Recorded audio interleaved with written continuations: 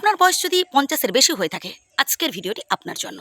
কারণ আজকে কিছু গুরুত্বপূর্ণ কথা বলবো, একটু মন দিয়ে শুনুন। সর্বপ্রথম যেটা করতে হবে তা হলো বিন্দাস থাকুন, একদম টেনশন করবেন না, একদম হতাশ হবেন না। আপনি হয়তো ভাবছেন যে আমি আমার পরিবারের জন্য এত কিছু করেছি, এত ত্যাগ করেছি, আর আজ কি পাচ্ছি তাদের থেকে? খুবই সামান্য, খুবই ন্যূনতম। কিন্তু এতে অখুশি হলে চলবে না প্রিয় বন্ধু। মনে রাখবেন, আপনি যতটুকুন করেছেন বা যা করেছেন সেটা আপনার ভালোবাসা থেকে করেছেন, আপনি কিছু পাওয়ার জন্য করেননি। যদি কিছু দিয়ে পাওয়ার আশায় আমরা করে থাকি, সেটা হয়ে যাবে তো বিজনেস, যে আমি আজ ইনভেস্ট করলাম বা আমি আজ দিলাম, একটা সময় আমি পাবো, তাই এটা তো বিজনেস, ব্যবসা হয়ে যাচ্ছে। না বন্ধু, আপনি কিন্তু এটা করেননি। নিজেকে প্রশ্ন করুন, কি করেননি, তাই না? হ্যাঁ, আপনি আপনার কর্তব্যবোধ থেকে করেছেন, আপনি আপনার দায়িত্ববোধ থেকে করেছেন।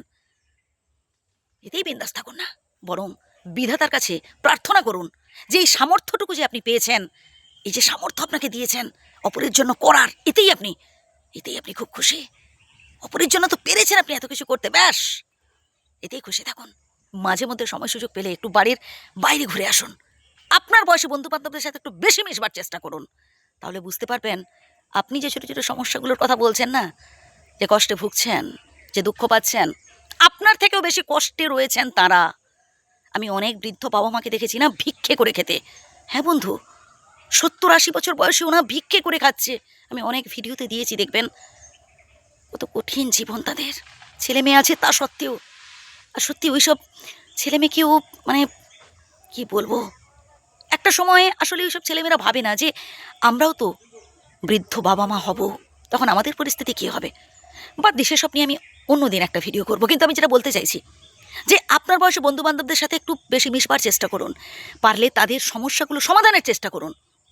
আপনি যখন অপরের সমস্যাগুলো সমাধান করতে পারবেন, তখন দেখবেন আপনি আপনার সমস্যাগুলো আপনার অজান্তেই সমাধান করে ফেলতে পেরেছেন। আর মনে রাখবেন, একা এসেছি একা যেতে হবে, সাথে করে কিচ্ছু নিয়ে যাব না।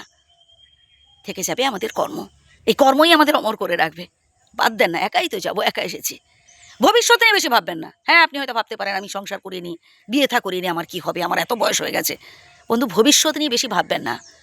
আপনি ভেবে ভেবে কুল কিনারা কিচ্ছু খুঁজে পাবেন না, কারণ ভবিষ্যৎ নির্ধারণ করে থাকেন বিধাতা। ছেড়ে দিন আল্লাহর ওপর, ছেড়ে দিন ভগবানের ওপর।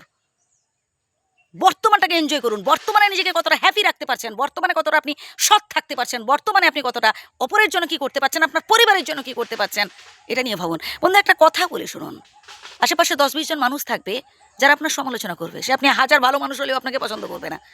তাদেরকে জাস্ট পাত্তা দেবেন না, ইগনোর করতে থাকুন। ভাবুন না সেই সব মানুষদের কথা, যারা বড্ড অসহায়, যারা বড্ড গরিব, তাদের জন্য কিছু করুন।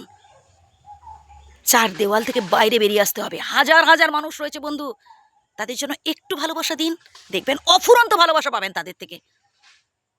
শ্রদ্ধা নেবেন, আমার প্রণাম নেবেন। যদি ভুল বলে থাকি ক্ষমা করবেন।